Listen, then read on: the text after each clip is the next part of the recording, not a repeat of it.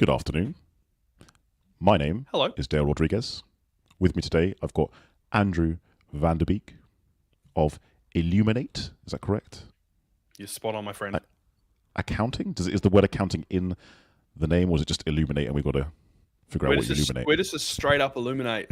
The number 8 as well, just to make it even more confusing.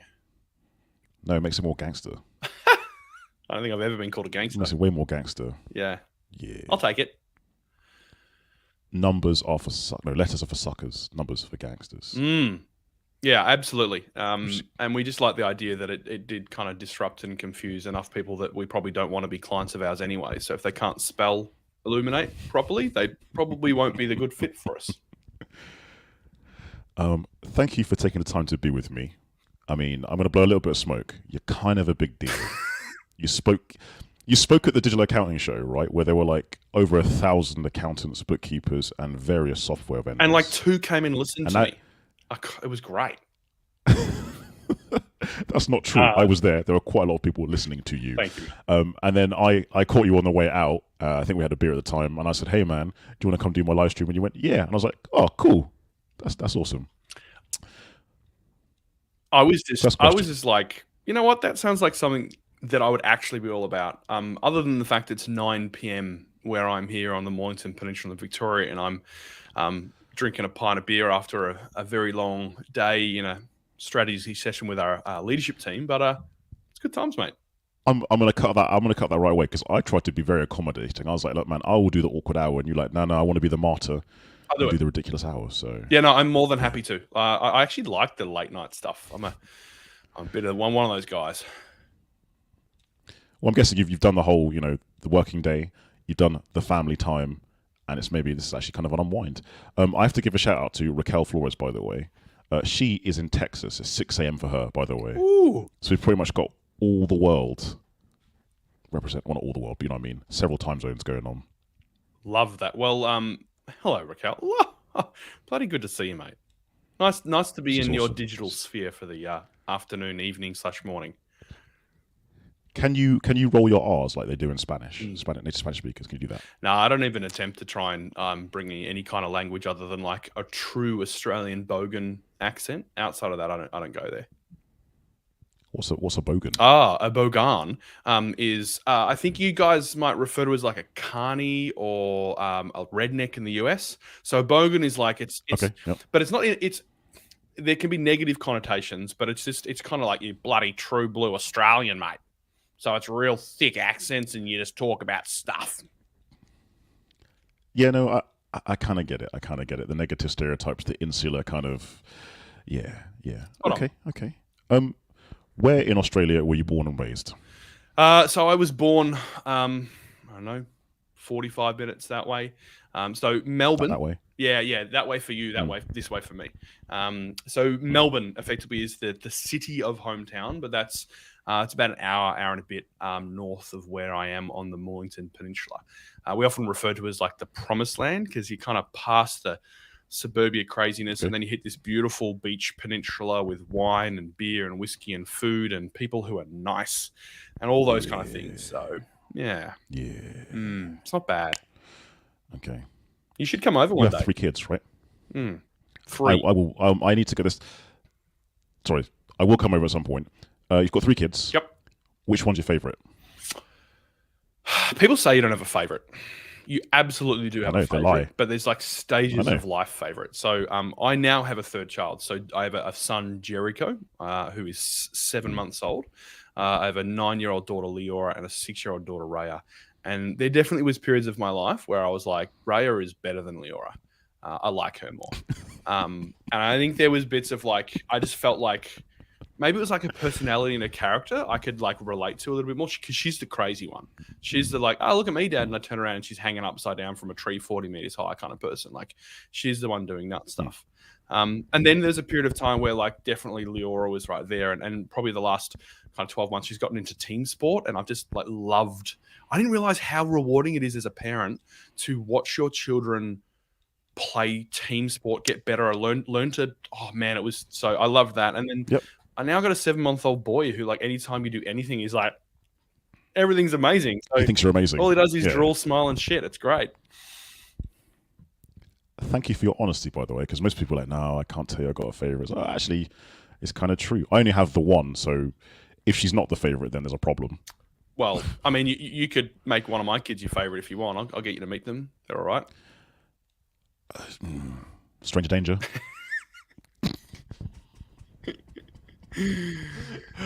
Okay. For the uninitiated, could you explain what you do, why you do it, and how you came to be doing it? Yeah, great. So I guess in the current state, it's really challenging to truly explain what it is that I do, because there's probably a lot of things. But if I kind of find a nice way that I'm literally going to make up on the fly because I haven't thought this through, I have a tax and accounting background. I spent a good almost 20 odd years now in small business tax and accounting in Australia. Started with the Big Four, got made redundant, and then at the age of 26, I quit my job, started Illuminate, which is now a small business cloud-based accounting, bookkeeping, advisory business. And that's 12 odd years into its evolution now. But the reason I find it challenging to say what I do now is a year and a bit ago, when we found out we were going to have a third child, which we didn't quite plan on having, but we were stoked to do so.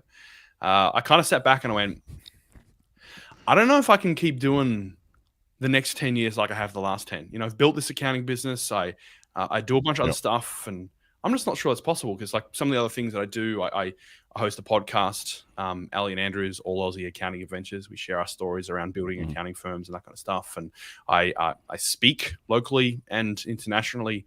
I do a whole bunch of other stuff, and it's like, man, it's a pretty hectic kind of lifestyle. And now you're going to have a newborn at home. And so I took some time off.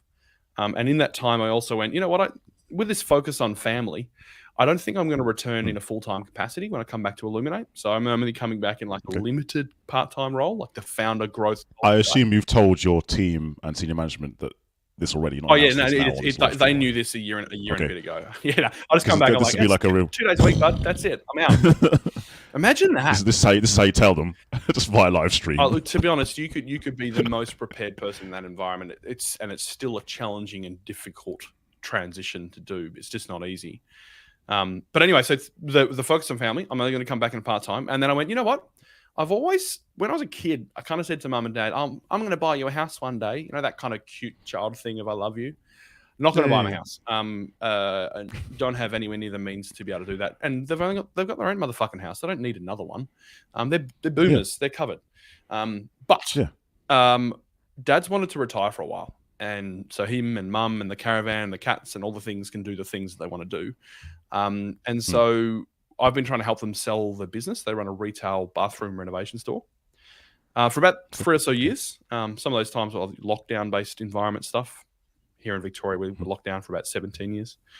And then I decided, you know what, Dad, I'll buy the business. And so effectively the 1st of July this year, myself and a buddy who's from Portsmouth, studied in Cardiff, so good old UK fella.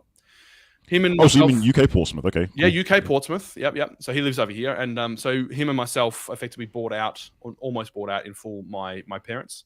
And so 2 days a week, I am running a retail bathroom renovation store and kind of rebranding, rebuilding, reprocessing, but also leveraging off. It's already an existing, beautiful, decent sized business. I mean, that's got to lead to another question, all right? I know it's still new to you. Yeah. But comparisons between the two businesses, are there overlaps? Is it completely different? Is one harder than the other, or is it, what's... I was going to say, the other thing I also do is me and a couple of the guys at Illuminate purchased a factory and built a co-working space with a podcasting room, an event space, and a whiskey bar. So we also run that business in the co-working place. So there's like co-working, accounting, bookkeeping, podcasting, and bathroom renovation store. And overlap, there absolutely is, right? Every business needs to theoretically do the same things. It just might be the way you go about those things are slightly different, or there might be things that have a higher level of importance that you really need to knuckle down and focus on. But I mean, I've spent my career advising businesses on how to make better decisions and how to understand what their purpose looks like and how to ensure that like their approach to their finances, their numbers, empowering that purpose and also reflecting that purpose. So it was kind of like whilst I've done it in like a smaller scale, the co-working space isn't a big thing. The plumbing shop is. It's just a repetition of that, but with a more interesting wrinkle. Okay. Yeah.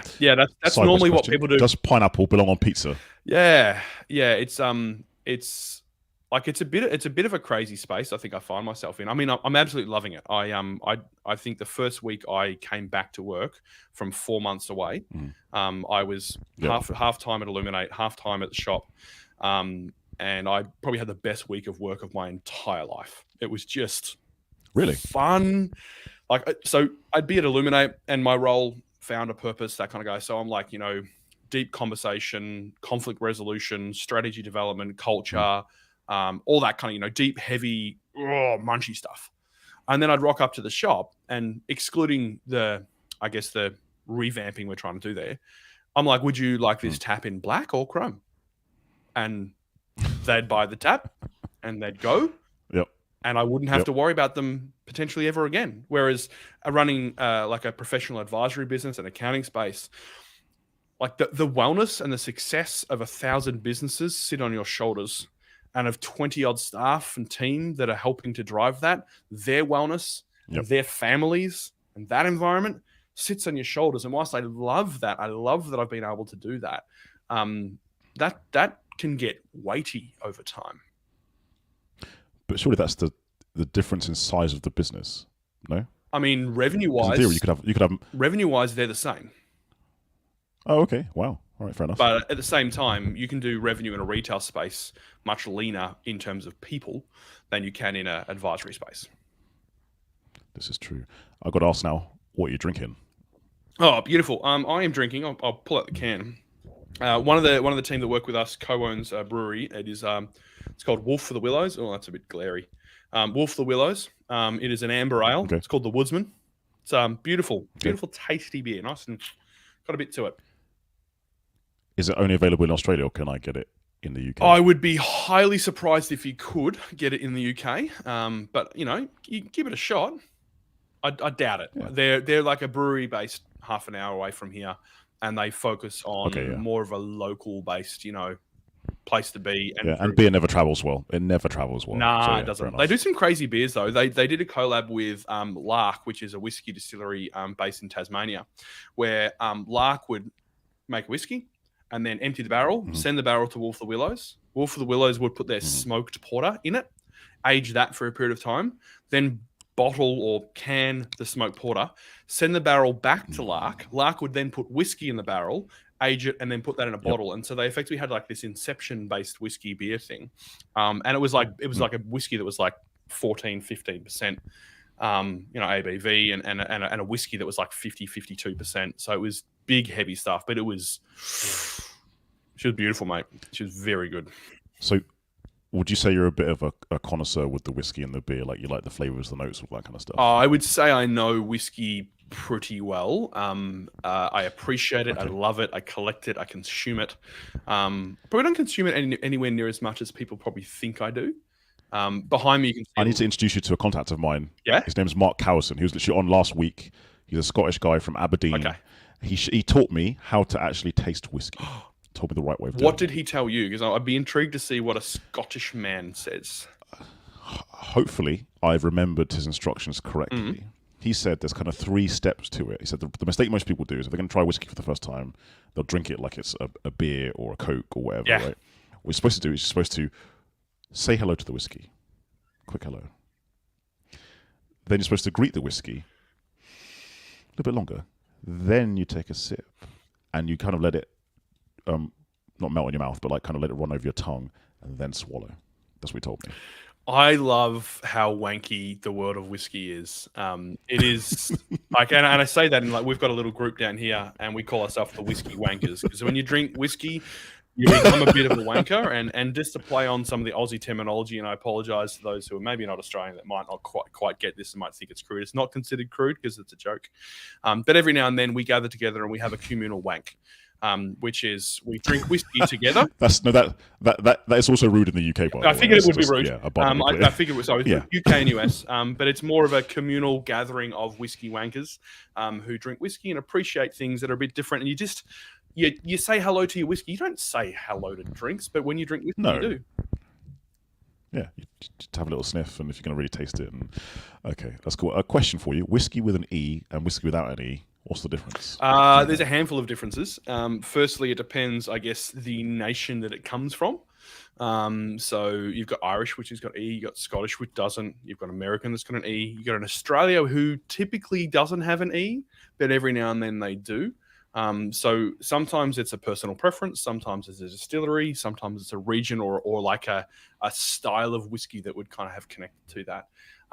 I reckon it's just kind of much of a muchness. You do what you do, but there is a lot of connection to where that whiskey is made and the type of whiskey that it is, that then depicts whether we insert the E or not.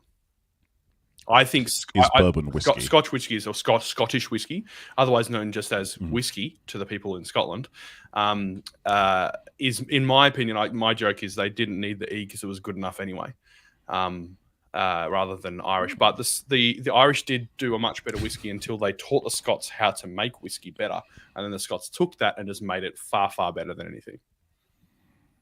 Okay.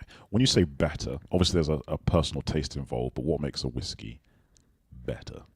I mean, it's at the end of the day, it's personal preference, right? So you might prefer to have... You say that, but like as someone who's kind of getting into it, I know for a fact that, I don't know if you have the brand in Australia, Teachers is a terrible whiskey. It tastes like pen. It tastes like marker pen. It's horrible. I think that's where you kind of play with like whiskey that's on the bottom of the shelf at the bottle shop, liquor store, whatever you guys call it, bottle shop. You know, it's designed to be mixed with something so you don't taste how horrific it is, or it's designed to drown your fears from the week ahead or the week that's just happened. That's kind of that kind of stuff, right? Which is not a good reason to drink, by the way. I would not encourage that. As someone who is a big fan of drinking responsibly, I would absolutely not be encouraging that. But that's typically that. So then you start going, well, if I want to try whiskey that's a bit more interesting. So I'll tell you the story of how I got into whiskey, and this can maybe help you out there who aren't. Where I used to live in a town called Dramana on the beach, about 5 or 6 doors down from me was a bottle shop. So in Australia, we don't sell alcohol at the supermarket. There's separate stores. We call them bottle-os or bottle shops. A bloke by the name of Ray purchased that bottle shop shortly after we moved in. And I remember walking in one day to get a 6-pack of beer to eat, have over the weekend.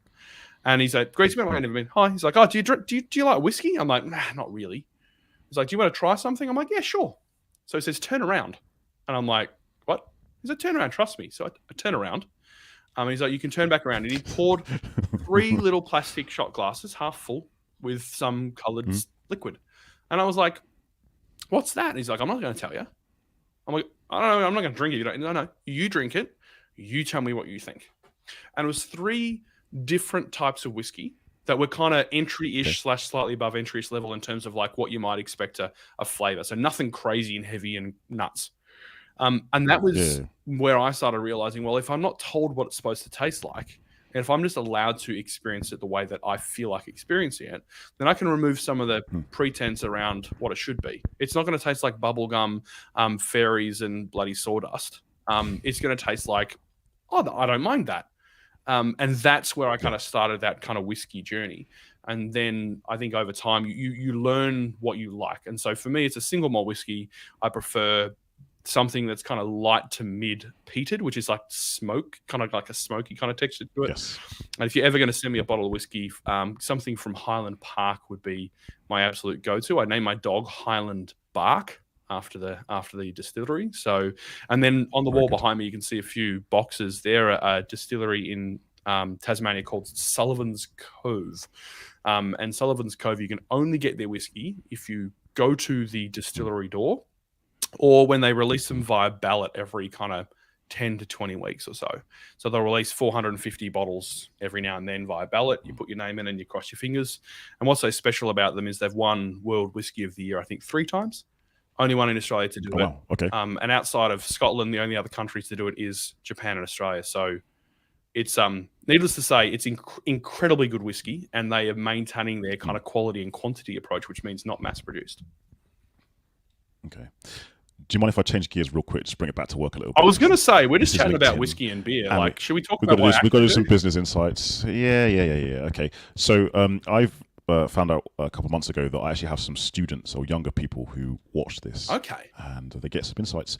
So, question for you, as someone who has started an accounting firm, what advice would you give to, I don't know, an unqualified or newly qualified person, whether they're going into practice, industry, or starting their own practice or firm? Interesting. And I think what I've learned in the UK is your gateway into the world of accounting is different in Australia, because in Australia you go university, you study, and then you start work. Whereas I think in the UK it's almost backwards. You kind of get your feet wet, and then you often will study whilst you're growing. Would that be right? There's both routes, but you're right. Generally speaking, in certain practices, you can be a 16-year-old who's left school, do a placement, and then kind of study and learn. But there are both ways. But you're right, generally. So I guess piece of advice, there's probably a handful of things I can probably reflect on of my time in the world of accounting. Obviously, there's the classic, you need to understand why you're doing this. The Simon Sinek start with why kind of mentality, like why do you want to do this? And really important to understand and connect to that, because then that can be a value or something you can hold yourself accountable to as you grow through your career or you grow through building a business in that space. I think that's really, really important. Yep.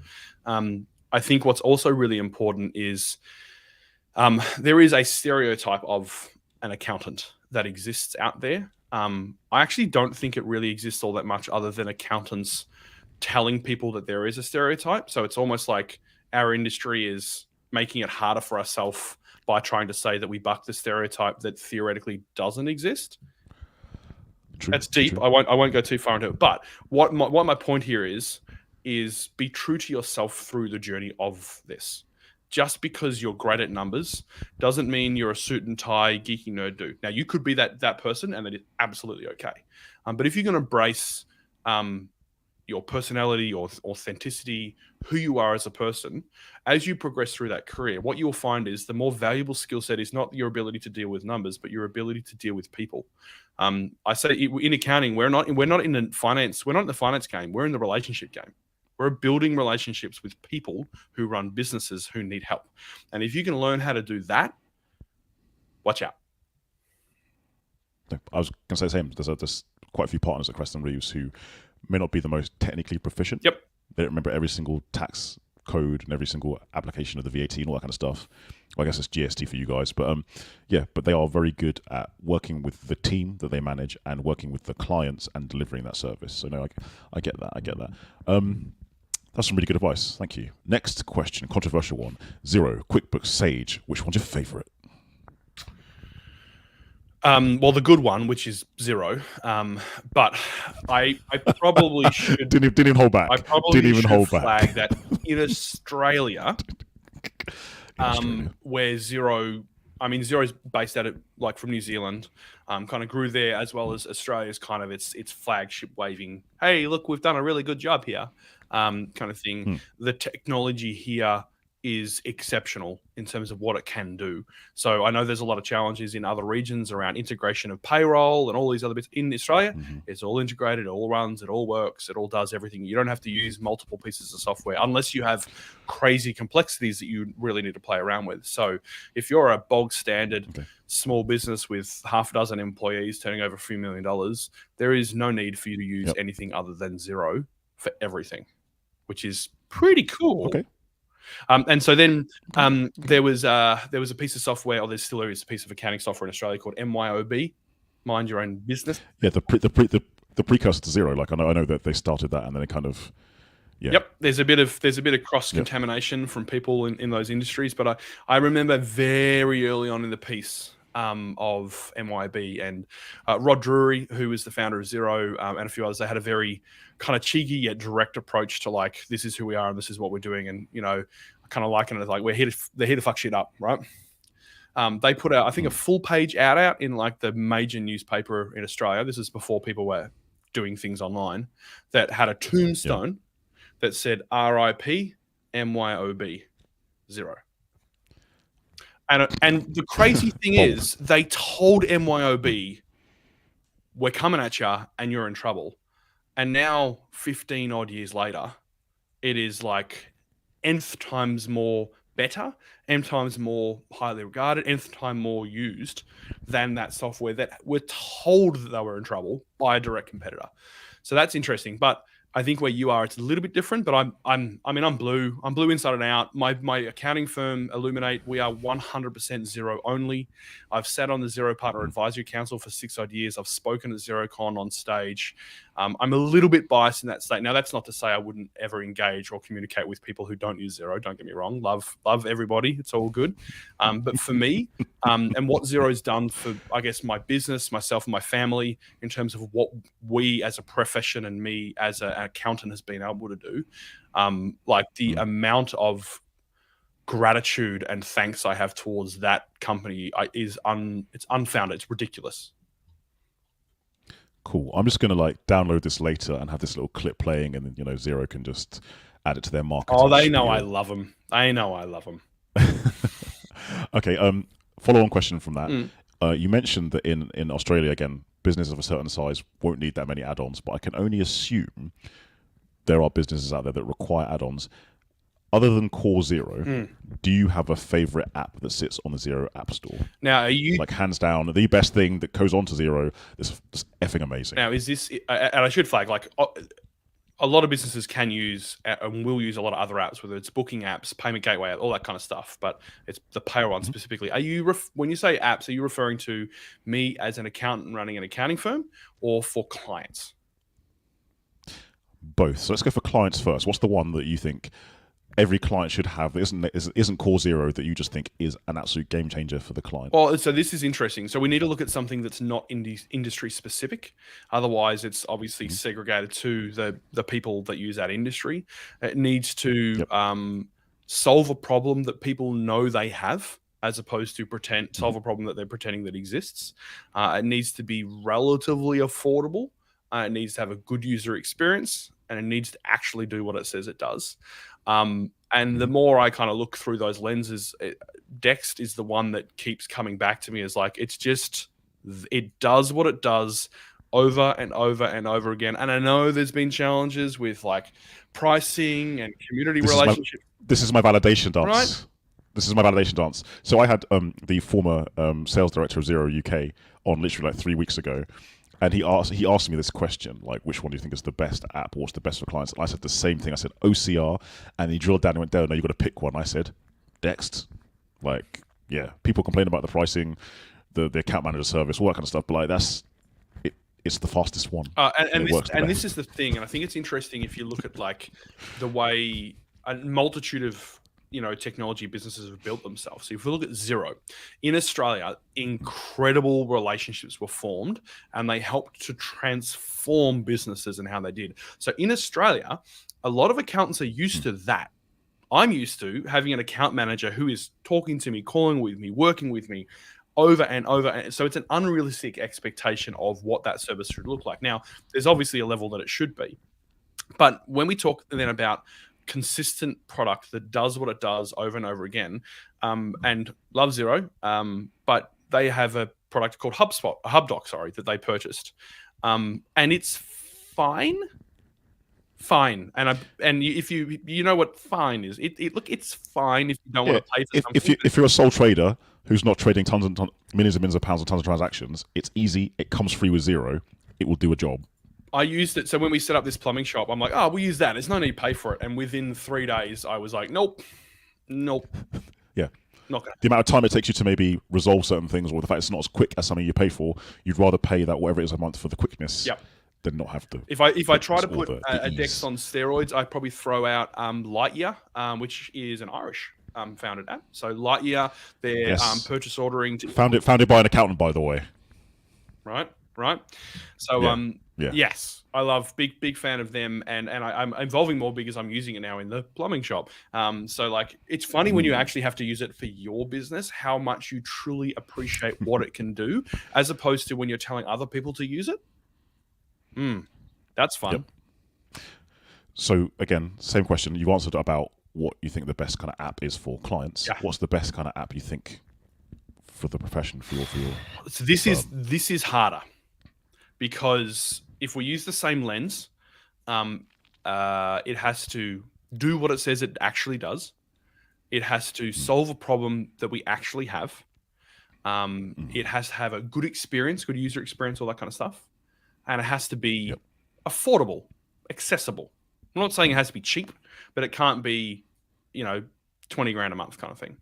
And so for me, I feel like there's probably 2 or 3 that are relatively close here.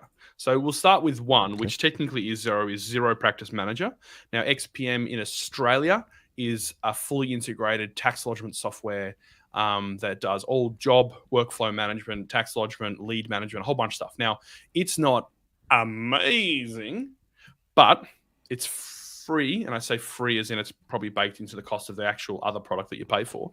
But it does. I think you can only get it if you're a silver partner or above or something like that, or a gold partner. I think it's bronze or above or something like that. Yeah, so you've got to be utilizing Zero to a certain extent, which isn't all that hard because you can have clients that are using it that they add you as their advisor, and then we're silver or bronze or whatever. So there's that one. So if we park that, and I'm just looking at like all my bookmarks of like the tech that we use, but I would say the two that I'm pushing here as what I think the best are is Ignition and FYI. Okay. Ignition, interesting. Now, I know in the UK there's a Go proposal / Ignition kind of rivalry approach. I am a Go proposal fanboy, for sure. Nice. How do you go about having to really organize all those payments and stuff? Isn't that use Go cardless? Yeah, but didn't it used to not do that? And you'd have to like plug it in over here, and so you'd have to set up and Go cardless. No? It integrates directly. So when I tried starting my own accounting practice, fun story, I used Go Proposal and I used Go Cardless, and it was the easiest onboarding I've ever done. Oh, that is actually, I think, a really important thing in the world of accounting tech is what is your quick win? So how quick do you get a good win? So onboarding, is that onboarding a great experience and do you feel good about it? And then how much more work do you have to do to get the big win? Because the quick win is, the big win is, holy shit, I'm running everything through this now. I just find it funny because, like, as you probably experienced and witnessed, there's lots of accounting firms talking about how modern and up-to-date they are, but we'll still have a 6 to 8 week onboarding time for a client, which is just absurd. Like, if you're trying to sell to a tech startup, a scale-up, or a business owned by maybe a younger founder, that's kind of ageist, but you know what I mean, someone who's tech savvy, you can't say that you have an amazing workflow and then it takes like a month to onboard them or three months to onboard them because of AML and getting a proposal out there and the proposal's not clear. So again, sharing my bias on that one. So the good thing in Australia is we don't have those kind of boundaries to adoption with a lot of that stuff. So I know that Ignition for us back in the day was a game changer. Everything, like, we're 90% out there. And I think it's different in Australia versus the UK too. And this is probably those regional ones. Love that. This, sorry, Paul Clark. Get amongst 100% GP and GC are the best way to demonstrate value to a client and then get them set up. The interesting thing is with Ignition, I don't need to use Go Cardless. I don't need to use Stripe. I don't need to use anything because Ignition does it all. Right? Okay. This is what I'm saying is, like, do you have fun having to use two? Because I only have to use one. I don't have to worry about it, whether it's direct debit, whether it's credit card, anything. It's all kind of operated and run through the one. Now, I do know the Go proposal has like some really cool quoting stuff that sits in there, which I like. I do like Ignition and how they've really built out that client experience. Like, I have embedded videos and all kinds of stuff I can put through my proposal there. So that's really cool too. And they recently reiterated upon their proposal letter too, which is great. So anyway, this isn't a GP versus Ignition. But I think what it is so cool. Sorry, I asked and then I kind of you aligned me off. But this is UK. I found is Go Proposal. Australia is Ignition, to the point where Go Proposal has little to no presence here. They popped over about 2 or 3 years ago to try and make a bit of noise, and I think they went, Ignition's got this covered. It's a waste of our time putting effort and money in here. And obviously the country isn't big enough to sustain the cost of doing that stuff. So it is just not what they're going to do. So that's one. The other one I did say was FYI. Hello, Randy. FYI Docs. So FYI. Now, FYI is in the UK now. It is how do you explain what it is? So it bolts on and connects to Zero Practice Manager. It does a whole bunch of stuff around documentation, emails, clients, tasks, jobs, workflows. But the big thing they have is automation. and automating a whole bunch of your workflow tasks that have to sit within there for like reference docs and all those kind of things. So it's one of those ones that like solves the problem that you actually have, as opposed to tries to tell you have one. It's like, oh, we can see that accountants really struggle at managing the workflow, ensuring that information is where it needs to be, and there's transparency of information. And I know they are in the UK now. I'm not sure if they're in the US, but they're quite big here in Australia. And the team that are building it have got a very strong track record of building good based documentation, workflow management technology for accountants and accountants only. Very good. Cool. Thank you for sharing your favorites, by the way. You're welcome. Appreciate it. Going back on the technology side of things, again, I'm biased, that's kind of my thing, but you have been in the industry long enough to see, like you say, MYOB, birth of Xero. I've been in the industry about 5 or 6 years, and you can correct me if I'm wrong. Do you think the hype and buzz around apps/technology has died down, or it's still ongoing? Yeah, look, it's a good question. I can remember back when Xero was exploding. So, 12 odd years ago when I started my business, Illuminate, one of my buddies, Joel Hanna, who was Australia's first ever employee for Xero, and it took me 6 months to start using because I didn't trust him. But I can remember in that stage, the hype around it. And I think this is another Australian thing that I've learned is I had like a Xero sticker on, it was like, just a bit bigger than my head, on our front door. Yep. And we would have almost daily people come up. I use Xero. No, we're accountants. We use Xero. Oh, great. My accountant doesn't use Xero. Can you be my accountant? Over and over and over again. Like, so what it was is this technology adoption in Australia was driven by what I refer to as Australian laziness / our clients. Pragmatism. I like to call it pragmatism. Yeah, right. Want to get something done fast? Give it to the laziest person. They'll figure it out. Yeah. So it was really this idea of, because what I see in the UK, a lot of the technology stuff that you would do is almost forced upon you potentially from government regulation, making tax digital, which I don't even know if it's still there. I think when I first spoke in the UK 4 or 5 years ago, it was an idea, and it still is an idea. It's been done for VAT, GST. Oh, that's good. They're bringing it in for landlords and other stuff, and they're trying to do it for CT, corporation tax, but it's going to take forever because they haven't really planned it very well. Yep. And they forgot to consult certain accountants.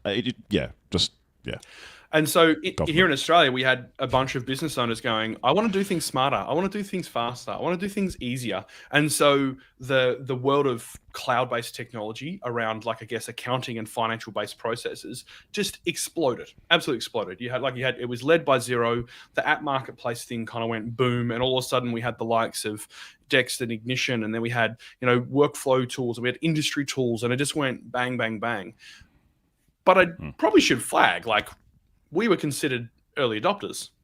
So for us, it's theoretically quiet now. But that doesn't mean that it's not busy and it's not hectic and there's not a lot going on still. I think we're seeing less innovation, although I feel like we're starting to kind of slowly kick into a little bit more of accounting tech innovation.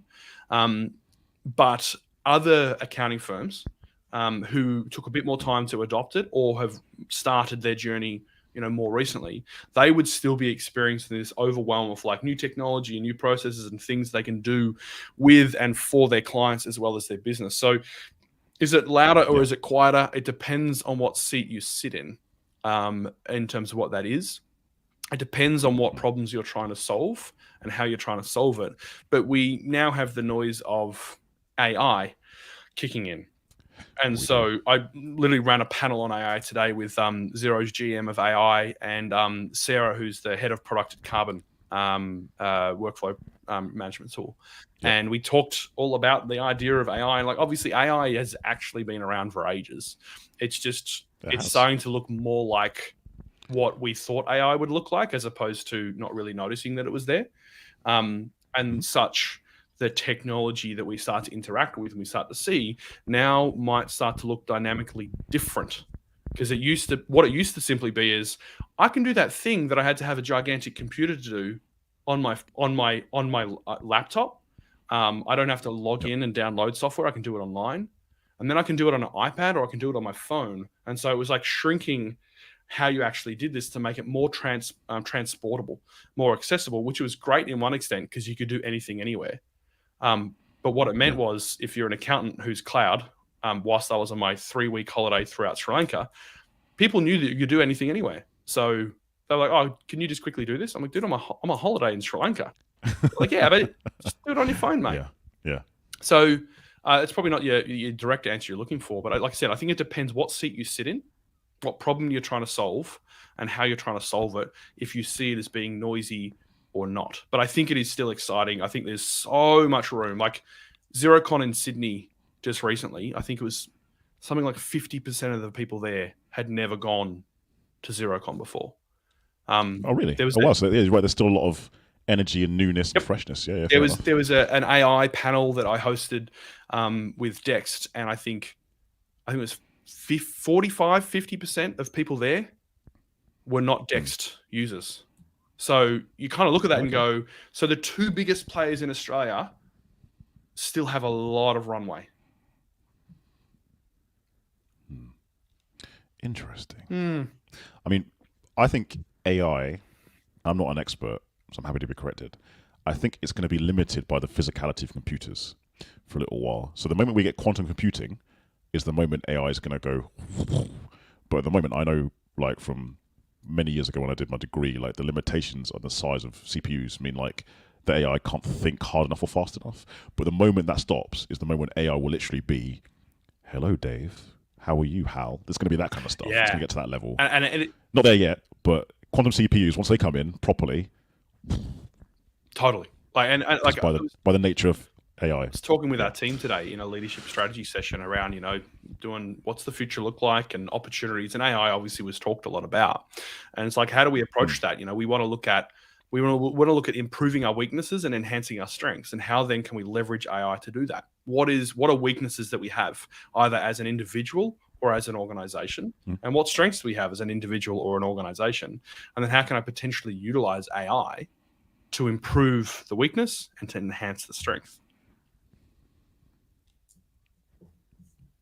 That's a good way of looking at it. I've never had someone phrase it that way before, but that's a really good way of looking at it. Well, thank you. Because I know. So go on. Every now and then I say things that are helpful. Okay, let's bring it back to the personal now. This is very important. I'm going to zoom in on you entirely. You can have the whole screen. Don't worry, I'm still here. Hey, buddy. Little voice in your head. Okay. Hey, this is very confronting. How's it going? We need to do a crep check. A what check? Okay, I realise that's UK slang. Kicks, sneakers, trainers, your shoes. Go on, go pick 1 or 2 of your favourites. Let us see which ones you like the most and why. Just one or two. Just 1 or 2. Since this is not easy. I know you love them all. I've gone 3. As a former sneakerhead, I understand your pain. I don't have a collection anymore, but yeah. All right, so this first pair was a pair of sneakers that I had my eyes on, and I really wanted, and I was lucky enough to land. They are Nike SB Dunk Polaroids. So it's a collab with Polaroid. See it on the back side there, whatever. So real cool vibes. Big fan. Fancy color. My kids chose the color of the laces because it came with like multicolored laces and stuff. So big fan of the Polaroids. I've managed to land a few kind of grail sneakers, not top grail, but some decent ones, because the ballots and raffles in Australia, there's a particular kind of sneaker clothing retailer that you have to do physical pickup to go in the ballots, so it really restricts who can get it. And so I've got the Travis Scott Phantom Blacks. Very happy with those. I've also got, you can see up the top, other side, the yellow Air Max Travis Scott ones up there too. And then, can't quite see them, but we'll take your word for it. More recently, just a good solid pair of Crocs. The hard wearing. They kind of replace 4 different pairs of shoes. I wear them when I go to play indoor football. I wear them when I'm in the garden. I wear them walking. When I'm walking around outside, if my feet are a bit cold. They're great, mate. They tick all the boxes. Are they really as comfortable as people say? Because I've never worn a pair of Crocs, but everyone keeps telling me that I need to get on the Croc band. I had with my 18, 19-year-old nephew kind of lived with us for about a year or so when he was recovering from a knee reconstruction and whatnot. And he bought a pair of Crocs, and I was giving him crap. I'm like, dude, those things are gross. They are so dumb, rah, rah, rah. And then one day I'm like, one of my mates who I play indoor with would always kind of wear them pre-game. I'm like, that's smart. Like, it looks comfy. I didn't have any kind of pairs of slides or thongs, as we call them here. So I'm like, I'll get a pair of Crocs. And I bought them, put them on. I'm like, what is this sorcery? They are soft and comfy and delicious, but they're firm and snug, and my feet breathe. Magic. They're that good, huh? I feel like I should come up with like a referral code for like, here's my referral link for Crocs now. If you can click the link and I'll take a clip of your ticket. Please like and subscribe for future discounts. See, I get it. I see you. I see you. Influencer. Don't go there, mate. Don't go there. Don't go there. I mean, no, you literally just said it. You just said it. We're all friends. We're all friends. Okay. Oh, okay. I got one. This is something I need to. I don't see. You're one of the few Australian people I've actually had a long conversation with, by the way. So I need to ask you this now. I need to zoom in for this. Hold up. Aussie rules football. What the hell is that? It is. What is it? Like I've watched it. I'm like, it's like they've put frisbee, rugby, and soccer together, and I don't know how they score. I'm not going to deny the athleticism. They're all specimens, freaking units. But what is happening? What am I watching? Well, firstly, I don't know how you get frisbee because you can't throw a ball in AFL, but you handball it. So you hold it and you're like, I've got a footy here. There you go. Like, what is? It's such a obscure. Yeah. That's an Australian football. Beautiful. Smells great. It is a game that I guess does blend a few different elements of a few different sports, but it's also like 120 odd years old. So it's not like something we figured out like 10 years ago going, this will be great. We'll call it Australian football. No one will worry about it. I think it's just interesting, the purity of the physicality of the game. So, you're not wearing pads, but it's full, like it's theoretically full body contact. You're not allowed to like, grab someone around the neck or like, kneecap them and stuff like that. But you're running at pace. So you got pace, you got agility, you got strength, you've got size, you've got endurance. Like, it's kind of like you have to develop this like mythical beast of a human to be able to play the game.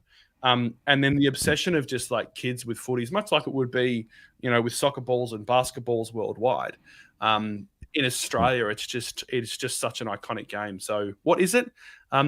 It's an exceptionally exhilarating and exciting game. But if you don't know what it is, it looks like an absolute fucking mess.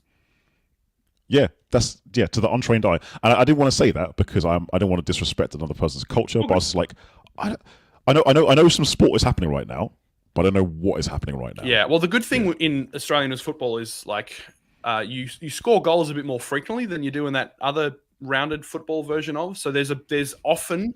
Do you mean the OG football? We call it soccer here, but I do. The one I play with indoor football, soccer. I'm a goalie. I'm not allowed to go on the pitch because I've had too many injuries. I'll hurt myself and die. But there's I think the excitement in round football is the potential of something happening, as opposed to in Australian football, it is what is actually happening. So there's you've got a build up of excitement in football, and then we missed it, and the emotion that comes with that. For Australia, it's pace, it's constant go. So you could have one team could score 160 points in a game. I would say like basketball, like there's no games where it's like a draw or 0-0 or like 10 points. It's always like 50 to 60 points a game minimum. Every now and then in Australia, like I think this year there was a team that really sucked, which is rare to have them this bad, but they were playing like top and bottom and they lost by 150 points or something. It was very rare to have. And if you support a team like that, I feel sorry for you. And I support a team that hasn't won a finals game in 20 years.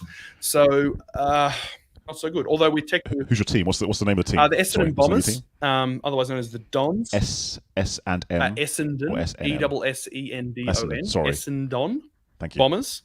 Essendon. We are the most winningest team in the AFL in terms of championships or premierships, but we haven't won a single finals campaign game because you have like a top 8 and you kind of play off to get to the final game between two teams. Essendon hasn't won one of them in 20 years. I feel like we should have like a 10-second silence for the Bombers just for that,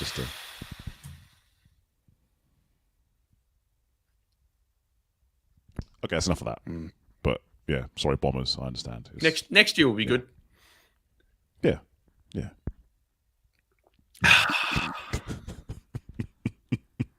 Now you got me thinking about the footy. Jeepers. It's okay. You're welcome. I'm fine. I'm okay. Yeah, I'm sure. Do you want to hug it out or? No, I'm good. I'm good. All right. I'll carry on.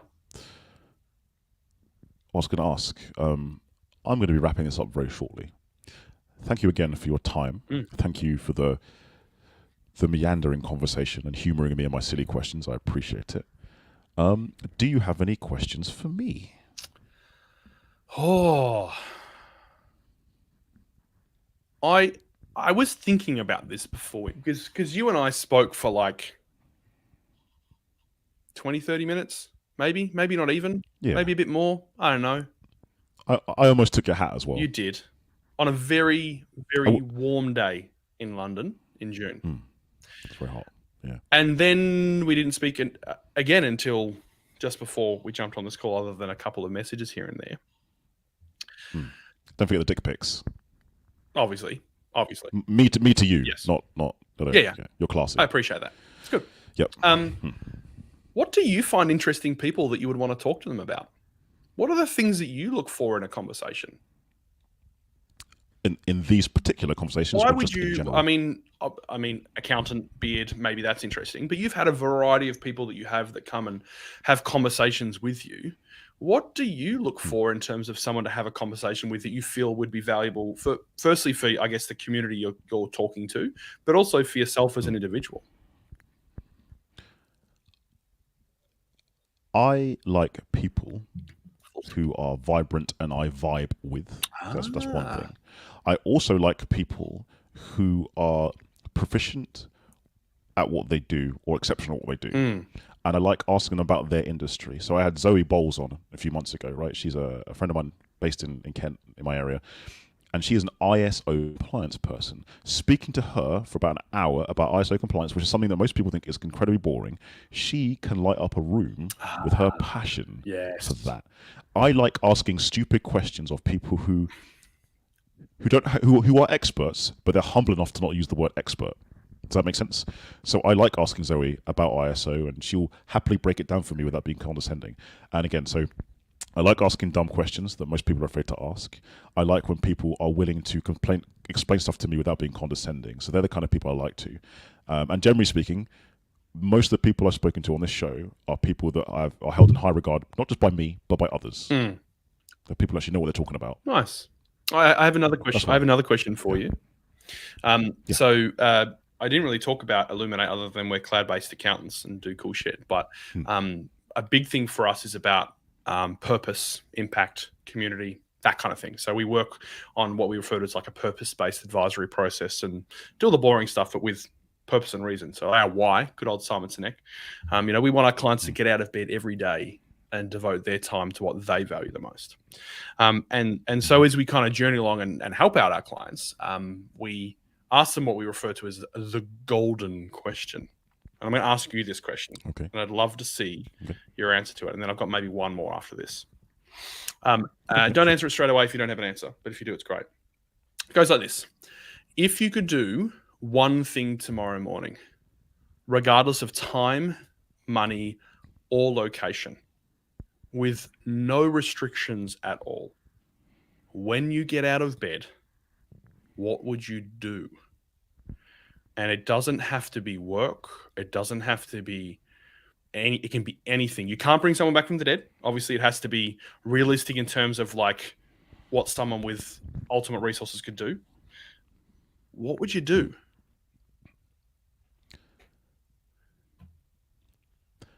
Please bear with me as I process that question and filter out a few things. Give me a second. Hold up. There's so many things I want to do, but I can only pick one. Is that what you said? I'll share mine, or what historically has been mine, whilst you're contemplating a bit more. So for me, this effectively is a bucket list question. What is that thing in my life I want to achieve above anything else? And for a long period of time for me, I wanted to open a whiskey bar. So it was, I want to open a whiskey bar. What for you is it? I think, okay, here's mine. Thanks for that. and this might sound a bit. I feel like we should zoom in just on you and get you to share this now.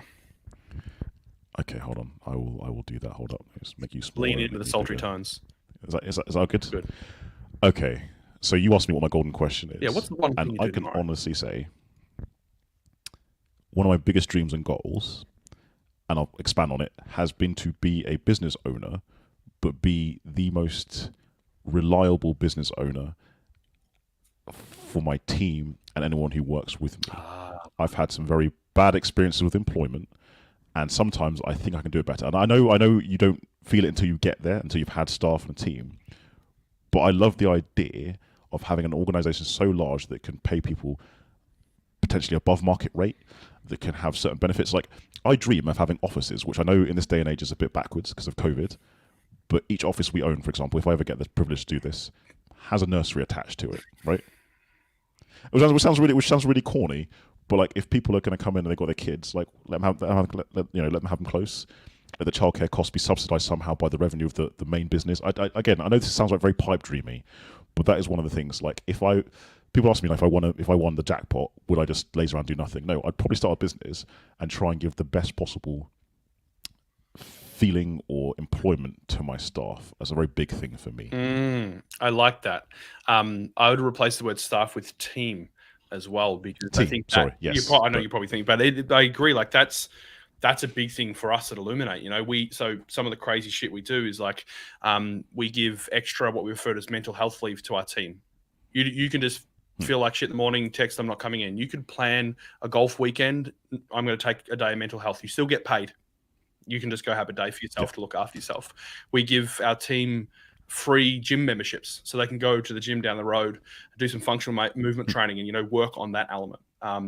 We have a lot of connection with, or try to understand and learn more about, like, the Indigenous culture of Australia, so we can appreciate that to greater extents and other things. Now, we don't have the nursery; we have a whiskey bar, and a claw machine, and a Nintendo, and a few other kind of random bits and pieces around there. But it's really about, like, what is that environment that you find so incredibly amazing, and why, and then what can you do about creating that space? And mine was from some poor experiences with previous employers as well, much like yours.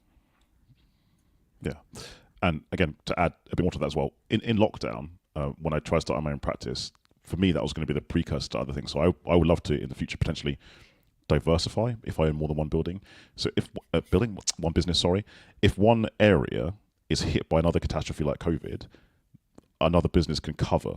Like, people are not losing their jobs because one business is failing, but actually it's part of a group. So you've got job security, your salary's covered. It's, again, above market rate.